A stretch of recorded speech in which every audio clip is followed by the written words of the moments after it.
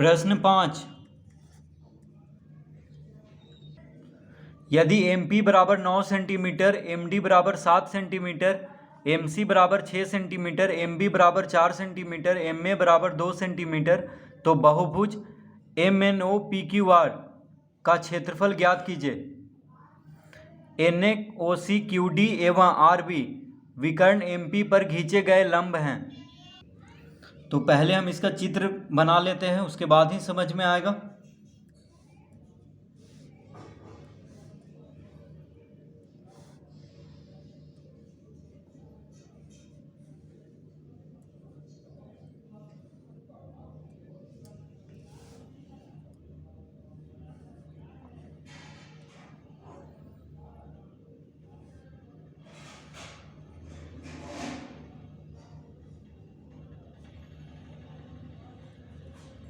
इस तरह से चित्र बना हुआ है।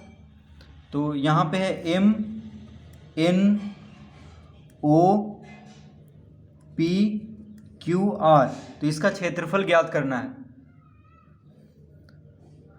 अब कह रहा है यहाँ पे NA, देखिए NA क्या है, NAOCQD एवं RB विकर्ण MP पर खींचे गए लंब है। देखिए MP क्या है, विकर्ण है। MNOPQR का विकर्ण क्या है, MP, यहाँ पे, ठीक है। तो NA क्या है, एक लंब है। NA क्या है, लंब है। उसके बाद OC भी लंब है विकर्ण पे। तो NA, यहाँ पे A लिखा हुआ है, यहाँ पे C है, ठीक है। उसके बाद QD, देखिए QD,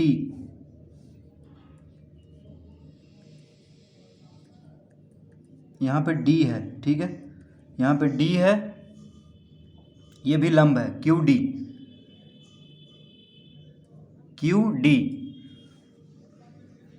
और कौन है, RB, देखिए RB,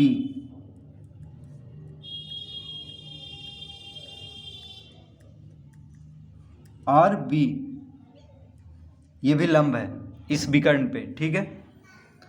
तो MP कितना है, देखिए MP दिया हुआ है 9 सेंटीमीटर, ठीक है, प्रश्न में। तो पहले हम लिख लेते हैं, MP कितना दिया हुआ है, MP बराबर 9 सेंटीमीटर, कॉमा, और क्या क्या दिया हुआ है, MD दिया हुआ है 7 सेंटीमीटर, कितना दिया हुआ है, 7 सेंटीमीटर। MC दिया हुआ है 6 सेंटीमीटर। MB दिया हुआ है 4 सेंटीमीटर, MB 4 सेंटीमीटर। MA दिया हुआ है 2 centimetre. MP, MD, MC, MB, MA, ये सब दिया हुआ है, ठीक है। इतना चीज दिया हुआ है हमें। और क्या कह रहा है कि NA जो है MP पे लंब है, फिर OD,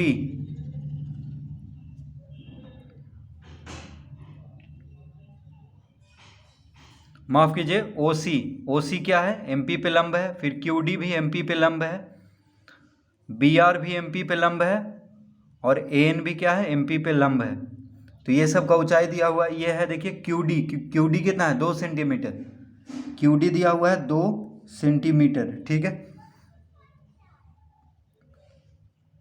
RB है 2.5, RB कितना है, 2.5 सेंटीमीटर RB।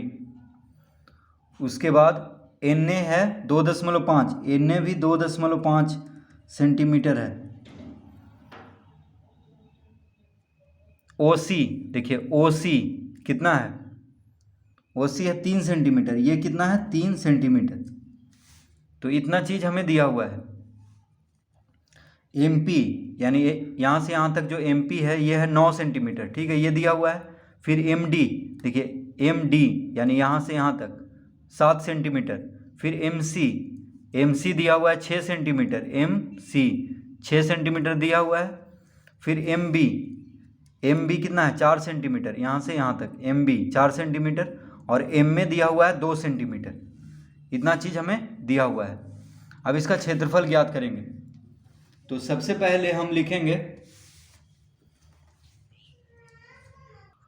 तो सबसे पहले हम यहाँ पे समलंब देखिए ONAC क्या है? एक समलंब है। ONAC क्या है? समलंब है, क्योंकि समलंब में क्या होता है? दो भुजा समानांतर।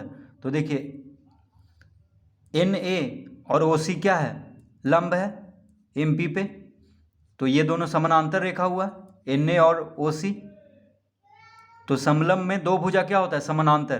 तो NaCO या ONAC एक समलंब है। तो पहले हम इसका क्षेत्रफल ज्ञात करेंगे, ONAC का, इस समलंब का, ठीक है, ONAC समलंब का। तो लिखेंगे समलंब ONAC का क्षेत्रफल बराबर कितना हो जाएगा? समलंब ONAC, देखिए ONAC का क्षेत्रफल बराबर, तो समलंब का क्षेत्रफल क्या होता है? 1/2 गुना समानांतर भुजाओं का योग। तो देखिए यहाँ पे समानांतर भुजा कौन है? NA है और OC है। तो NA जोड़ OC कर देंगे,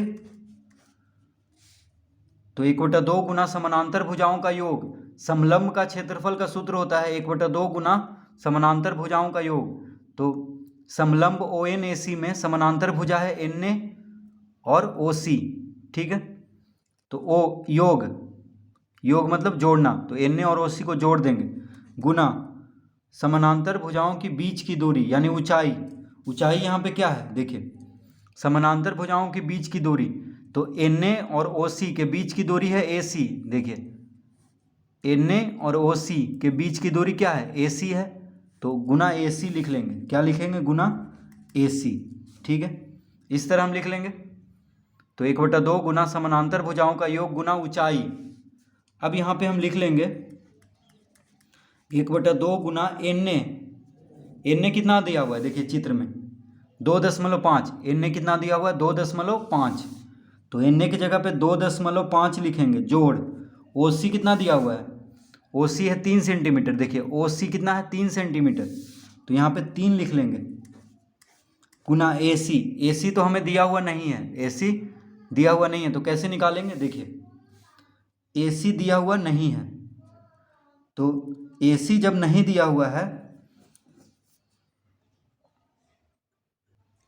तो अगर हम MC में से MA को घटा दें, देखिए MC दिया हुआ है, ठीक है, MC कितना दिया हुआ है? MC है 6 सेंटीमीटर और MA भी दिया हुआ है 2 सेंटीमीटर। तो MC यानी यहाँ से यहाँ तक की दूरी दिया हुआ है। देखिए MC दिया हुआ है 6 सेंटीमीटर और MA भी दिया हुआ है कितना? 2 सेंटीमीटर। तो अगर हम MC में से MA को घटा दें तो AC ज्ञात हो जाएगा। देखिए ये पूरा में से यानी यहाँ से यहाँ तक में से यहाँ तक को घटा दें तो AC ज्ञात हो जाएगा।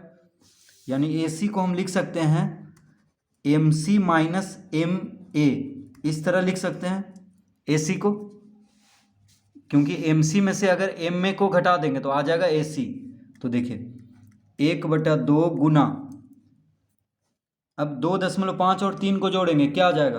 5.5 गुना 2.5 को और 3 को जोड़ेंगे तो आ जाएगा 5.5।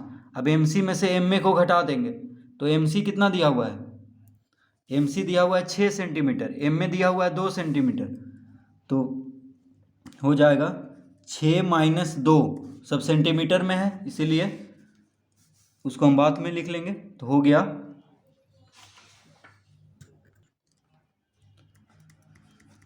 1/2 गुना 5.5 गुना 6 में से 2 गया 4, यानी AC कितना आ गया?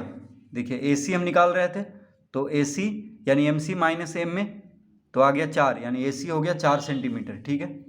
अब इसको गुना कर लेंगे तो आ जाएगा समलंब ONAC का क्षेत्रफल। तो इसको हम गुना कर लेते हैं, 2 से 4 कट गया 2 बार में, यानी कितना आ गया? देखिए 5.5 गुना 2 तो 55 दूना होता है 110, लेकिन बीच में दशमलव है यानी 11 आ जाएगा। कितना आ गया 11 सेंटीमीटर वर्ग सेंटीमीटर, क्योंकि क्षेत्रफल निकाल रहे हैं। तो 5.5 गुना 2 कितना हो जाएगा 11, 5.5 और 5.5 कितना होता है 11 आता है। ठीक है, तो 5.5 गुना 2 11 आ गया, यानी 11 वर्ग सेंटीमीटर, क्योंकि सब सेंटीमीटर में है। तो समलंब ONAC का क्षेत्रफल निकल चुका है कितना 11 वर्ग सेंटीमीटर। ठीक है, अब यहाँ तक हम कर लिए हैं। अब देखिए, अब हम समलंब इसका निकालेंगे। देखिए,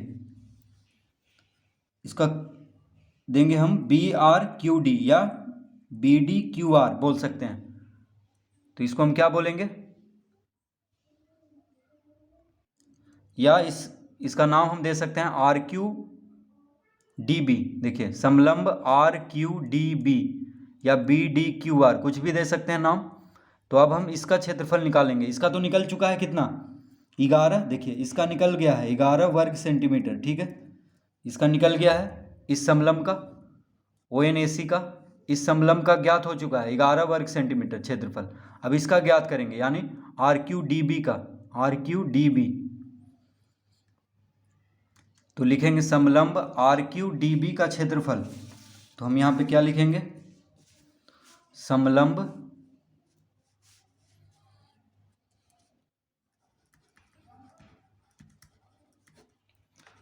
RQDB का क्षेत्रफल। तो समलंब का क्षेत्रफल का सूत्र होता है 1/2 गुना समानांतर भुजाओं का योग। 1/2 गुना समानांतर भुजाओं का योग। तो चित्र में आप देख लेते हैं। तो देखिए, समलंब RQDB में समानांतर भुजा कौन कौन है। समानांतर भुजा है DQ या QD, इसको कह सकते हैं QD और RB। देखिए, QD और RB क्या है, लंब है MP पे। तो MP पे लंब कौन है, QD और RB। QD RB क्या है, लंब है। तो समानांतर लंब है, तो यानी समानांतर है एक दूसरे के। ठीक है, एक भुजा पे दोनों लंब है, एक ही भुजा पे। जैसे MP पे QD और RB लंब है, तो ये दोनों समानांतर हुआ। तो क्या लिखेंगे, RB प्लस QD। क्या लिखेंगे यहाँ पे, RB प्लस QD गुना। तो समलंब का क्षेत्रफल का सूत्र होता है 1/2 गुना समानांतर भुजाओं का योग। योग मतलब जोड़ना। तो समानांतर भुजा को जोड़ेंगे, ठीक है, गुना ऊंचाई। गुना ऊंचाई, या कह सकते हैं समानांतर भुजाओं के बीच की दूरी। देखिए, समानांतर भुजाओं की बीच की दूरी, तो ये लंब है और इसके बीच की दूरी क्या है, BD। ये देखिए, इसके बीच की दूरी है, दो समानांतर भुजा के बीच की दूरी है BD। तो यहाँ पे लिख लेंगे गुना BD। तो समलंब का क्षेत्रफल का सूत्र होता है 1/2 गुना समानांतर भुजाओं का योग गुना समानांतर भुजाओं की बीच की दूरी। तो लिखेंगे 1/2 गुना RB कितना दिया हुआ है। देखिए, RB है 2.5, QD है 2, RB कितना है 2.5, QB माफ कीजिए यहाँ पे। तो यहाँ पे RB प्लस QD होगा। ठीक है, समानांतर भुजा कौन कौन है, RB और QD। देखिए, RB QD, तो RB कितना है 2.5 और QD है 2। तो QD के जगह पे 2 लिख लेंगे गुना BD। अब BD कैसे निकलेगा, तो देखिए BD हो गया BD। तो MD में से अगर MB को घटा दें, देखिए MD में से MB को घटा दें, MD यहाँ से यहाँ तक MD में से MB को अगर घटा दें तो क्या आ जाएगा BD। तो BD को हम लिख सकते हैं MD माइनस MB। ठीक है, अब हम लिख लेंगे 1/2 गुना, अब इसको जोड़ेंगे तो आ जाएगा 4.5 गुना MD कितना दिया हुआ है। देखिए, MD है 7 और MB है 4। MD कितना है 7 और MB है 4, तो 7 - 4 लिख लेंगे MD माइनस MB। तो हो गया 1/2 गुना 4.5 गुना 7 में से 4 गया तो 7 में से 4 गया तो कितना होगा 3, ठीक है। 7 में से 4 गया तो 3, यानी बी डी कितना आ गया 3 सेंटीमीटर, बी डी कितना आ गया 3 सेंटीमीटर, ठीक है। तो M D minus M B हो गया 3 सेंटीमीटर, यानी बी डी आ गया 3 सेंटीमीटर। अब इसको गुना कर लेंगे तो कितना आ जाएगा, 2 से 3 को भाग देंगे यानी काट देंगे, आ जाएगा 1.5 बार में कट जाएगा। 2 से 3 को भाग देंगे तो आ जाएगा 1.5। अब 1.5 को 4.5 से गुना कर लेते हैं तो कितना आ जाएगा, 4.5 और 15 को गुना कर लेते हैं तो पहले हम गुना कर लेते हैं, उसके बाद दशमलव लगा लेंगे। तो 5 पचे 25, 5 चौक 20, 2 22, 45 गुना 1 45, 5 5 2 7, 4 2 6, यानी आ जाएगा 6.75। कितना आ जाएगा 6.75 वर्ग सेंटीमीटर, 6.75 वर्ग सेंटीमीटर, ठीक है। इस तरह लिख लेंगे। तो ये आ गया समलंब आर क्यू डी बी का क्षेत्रफल 6.75 वर्ग सेंटीमीटर। तो अब यहाँ पे देखिए इसका क्षेत्रफल निकल चुका है 6.75, ठीक है। अब क्या करेंगे, अब बच गया यहाँ पे 4 त्रिभुज। तो त्रिभुज एम ए एन, त्रिभुज एम बी आर और त्रिभुज पी डी क्यू और त्रिभुज पी सी ओ, 4 त्रिभुज बच गया। तो ये चारों त्रिभुज का हम एक एक करके क्षेत्रफल निकालेंगे। तो अब हम लिखेंगे त्रिभुज एम ए एन का क्षेत्रफल बराबर क्या होगा 1/2 गुना, तो त्रिभुज का क्षेत्रफल का सूत्र होता है 1/2 गुना आधार। आधार कौन है यहाँ पे एम में है, ऊंचाई कौन है एन है। तो देखिए त्रिभुज एम ए एन में आधार है एम में और ऊंचाई है एन, तो हो जाएगा 1/2 गुना। अब देखिए त्रिभुज एम ए एन में आधार कौन है एम में है और ऊंचाई है एन क्योंकि लंब है। तो एम में कितना है, एम में दिया हुआ है, एम में कितना है 2 सेंटीमीटर, एम में दिया हुआ है, देखिए एम में दिया हुआ है 2 सेंटीमीटर। तो एम में जगह पे लिख लेंगे 2, एन कितना दिया हुआ है 2.5, एन कितना दिया हुआ है देखिए एन दिया हुआ है 2.5, 2 से 2 कट गया यानी कितना आ गया 2.5 वर्ग सेंटीमीटर। त्रिभुज एम ए एन का क्षेत्रफल आ गया है 2.5 वर्ग सेंटीमीटर। तो त्रिभुज का क्षेत्रफल का सूत्र होता है 1/2 गुना आधार गुना ऊंचाई। तो आधार है एम में और एन है ऊंचाई, तो इस तरह लिख लेंगे। अब लिखेंगे त्रिभुज पीसीओ, त्रिभुज पीसीओ का क्षेत्रफल। अब हम त्रिभुज पीसीओ का क्षेत्रफल ज्ञात करेंगे। तो त्रिभुज पीसीओ, अब देखिए चित्र में त्रिभुज पीसीओ, देखिए पीसीओ, तो त्रिभुज पीसीओ में आधार है क्या पीसी और ऊंचाई है ओसी, ठीक है।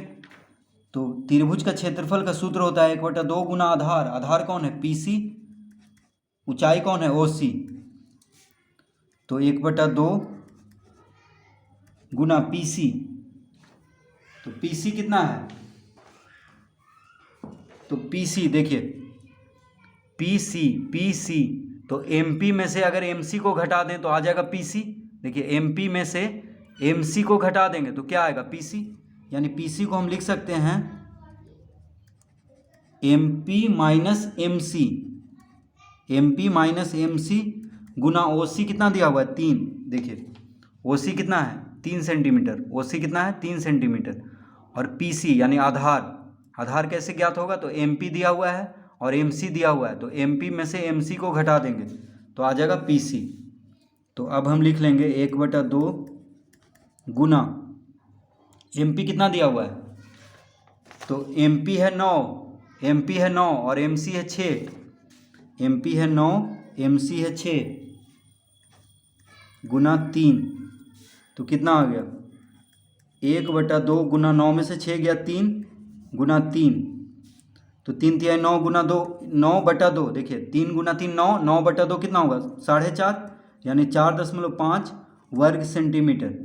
तो त्रिभुज PCO का क्षेत्रफल ज्ञात हो गया है। अब लिखेंगे त्रिभुज MBR, त्रिभुज MBR का क्षेत्रफल,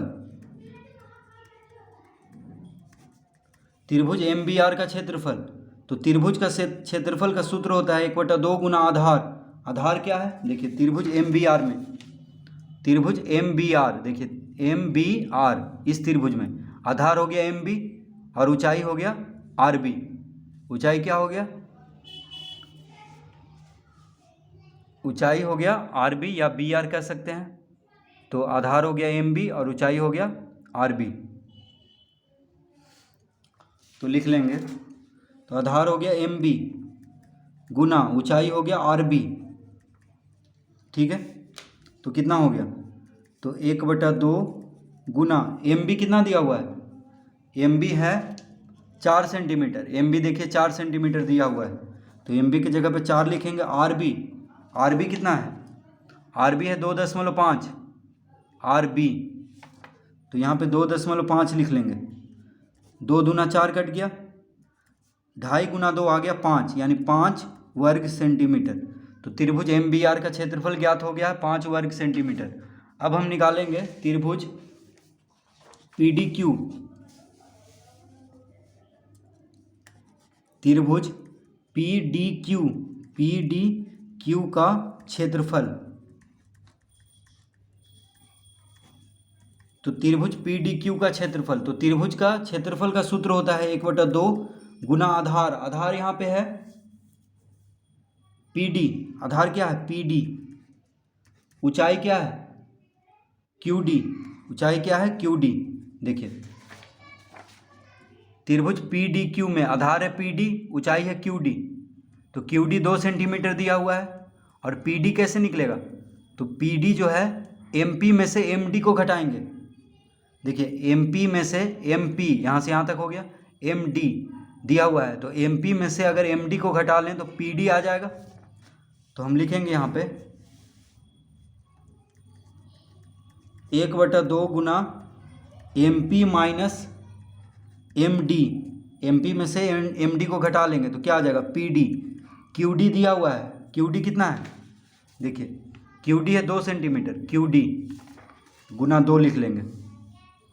अब यहाँ पे 1/2 गुना MP कितना है, MP है 9 और MD, देखिए MP 9 है, MD 7 है, तो MP 9 है, MD 7 है, तो 9 में से 7 को घटा लेंगे गुना 2, तो हो जाएगा 1/2 गुना 9 में से 7 गया 2 गुना 2, 2 से 2 कट गया, यानी कितना आ गया 2 वर्ग सेंटीमीटर।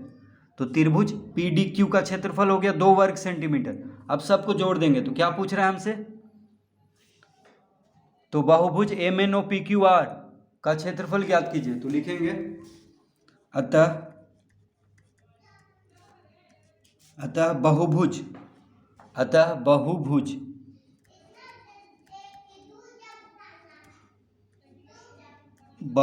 का क्षेत्रफल,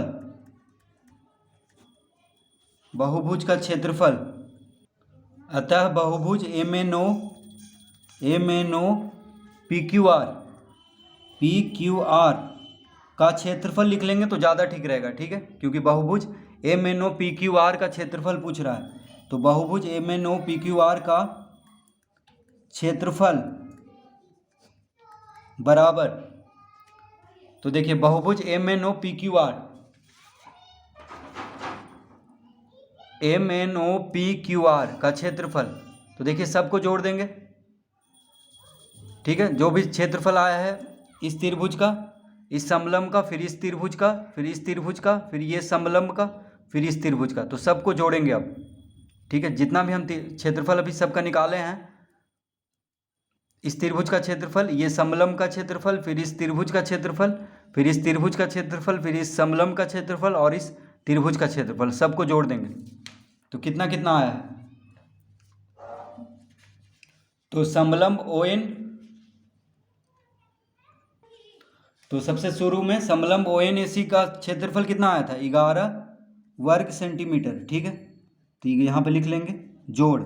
फिर समलंब RQDB का क्षेत्रफल आया था 6.75 वर्ग सेंटीमीटर, तो इसको भी लिख लेंगे। फिर त्रिभुज MAN का क्षेत्रफल आया था 2.5 वर्ग सेंटीमीटर, तो इसको भी जोड़ लेंगे। फिर त्रिभुज PCO का क्षेत्रफल आया था 4.5 वर्ग सेंटीमीटर, फिर इसको भी जोड़ लेंगे। फिर त्रिभुज MBR का क्षेत्रफल आया था 5 वर्ग सेंटीमीटर, फिर इसको भी जोड़ लेंगे। फिर त्रिभुज PDQ का क्षेत्रफल आया था 2 वर्ग सेंटीमीटर। अब देखिए सबको जोड़ लेंगे तो आ जाएगा बहुभुज MNOPQR का क्षेत्रफल, तो इसको हम जोड़ लेते हैं तो कितना हो जाएगा। तो देखिए 5 और 2 कितना हो गया, 7 हो गया। देखिए 5 और 2 7, फिर 4.5, फिर क्या है 2.5, फिर 6.75, फिर है 11, सबको जोड़ लेते हैं, ठीक है। देखिए 5 और 2 7 हो गया, 7 में 4.5 जोड़ेंगे, फिर 2.5, फिर 6.75, फिर 11, तो कितना आ गया 5 7 5 12 5 17, एक रहा तो 1 1 2 6 2 8 8 2 10 10 4 14 14 7 21 2 1 3, तो आ गया 31.75 वर्ग सेंटीमीटर। कितना आ गया 31.75 वर्ग सेंटीमीटर। तो हम लिख लेंगे यहाँ पे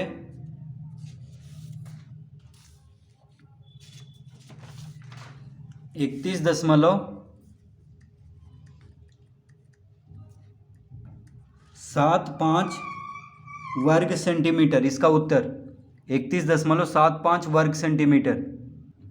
तो इसका क्षेत्रफल आ चुका है 31.75 वर्ग सेंटीमीटर।